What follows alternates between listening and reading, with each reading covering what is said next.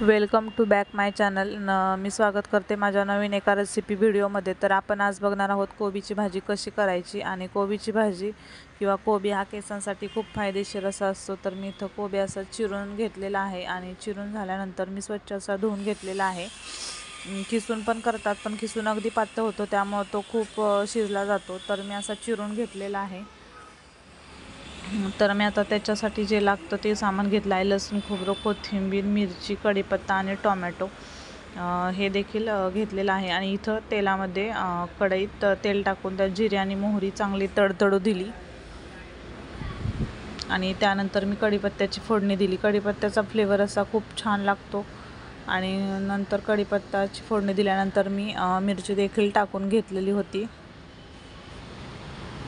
आणि त्यानंतर मी टोमॅटो टाकला। लसूण खोबरं नंतर टाकणार, जेणेकरून अगोदर टाकलं तर ते करपेल त्यासाठी। तर हे सगळं एकत्र केल्यानंतर त्याची चांगली फोडणी बसल्यानंतर नंतर मी मग राहिलेलं कोथिंबीर आणि लसूण खोबरं हे देखील परतवणार आहे। तोपर्यंत गॅसची फ्लेम कमी केलेली होती, कारण कढई बऱ्यापैकी तापलेली होती। तेल चांगलं गरम झालेलं होतं आणि त्यानंतर मी थोडीशी हळद टाकली। हळदीचा कलर हा खूप छान असा होतो। प्रत्येक भाजीत मी नेहमीच हळद घालते आणि हळद घातल्यानंतर मग मी ते पण चांगलं परतू दिलं। आणि त्यानंतर मी जो स्वच्छ धुवून असा ठेवलेला होता तो कोबी देखील घालून घेतला। कोबीला पाणी घालावं लागत नाही, कारण कोबी आपण धुवून घेतलेला होता स्वच्छ, त्याला पाणी सुटतं लगेच आणि अगोदरच धुतलेला होता, त्यामुळे तो वाफेवरच शिजला जातो। पाण्याची अजिबात आवश्यकता नसते। तर मी इथं कोबी टाकून परत एकदा सगळं परतवलेलं आहे आणि त्यानंतर मी चवीनुसार मीठ टाकून घेणार आहे। मीठ हे चवीनुसारच टाकावं। काही जण अगोदर टाकतात, पण भाजीची क्वांटिटी बघून पण काही जण टाकतात। मी तर नंतर मीठ टाकलेलं होतं।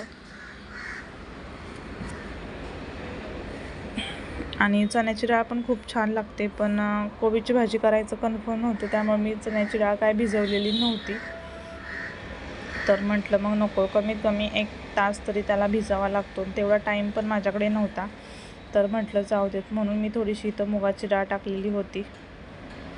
मुगाची डाळ पण छान लागते, पण त्यापेक्षा जास्त छान तर चण्याची डाळ लागते। पण काय करणार, टाईम वाचवायचा होता आणि टाईम नव्हता तेवढा, त्यामुळे हे करावं लागलं। तर अशा पद्धतीने माझी पुढच्या 10 ते 15 मिनटात झाकण ठेवल्यानंतर भाजी रेडी झालेली होती आणि अशी खूप छान भाजी दिसत होती। बघू शकता, एकदम कलर देखील छान आलेला होता। जर माझे व्हिडिओ आवडत असतील तर तुम्हाला लाईक, कमेंट, शेअर नक्की करा। चॅनलवर नवीन असेल तर चॅनलला सबस्क्राईब करायला विसरू नका। भेटूयात पुढच्या व्हिडिओत, तोपर्यंत बाय बाय।